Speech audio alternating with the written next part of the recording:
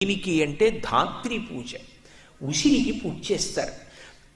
ఉసిరికి చేసేటటువంటి పూజ కూడా సామాన్యంగా ఉండదు.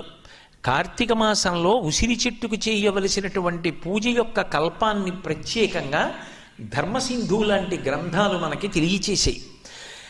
ఉసిరి చెట్టు ఎక్కడ ఉంటుందో అక్కడికి వెళ్ళి ఆ ఉసిరి చెట్టు దగ్గర నిలబడి దాని యొక్క మొదట్లో ఇంత పసుపు కుంకుమో అక్షతలో సమర్పించి ఉసిరి చెట్టుని ప్రార్థన చేస్తూ కొన్ని మాటలు చెప్తారు.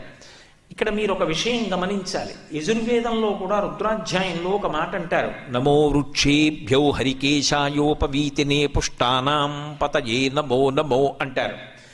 ఈ చెట్టు రూపంగా ఉన్న శివుడికి నమస్కారం, చెట్టు ఆకులుగా ఉన్న శివుడికి నమస్కారం, చెట్టు ఆకులలో ఆకుపచ్చతనంగా ఉన్న శివుడికి నమస్కారం అంటారు. అలా ఈ ధాత్రి రూపం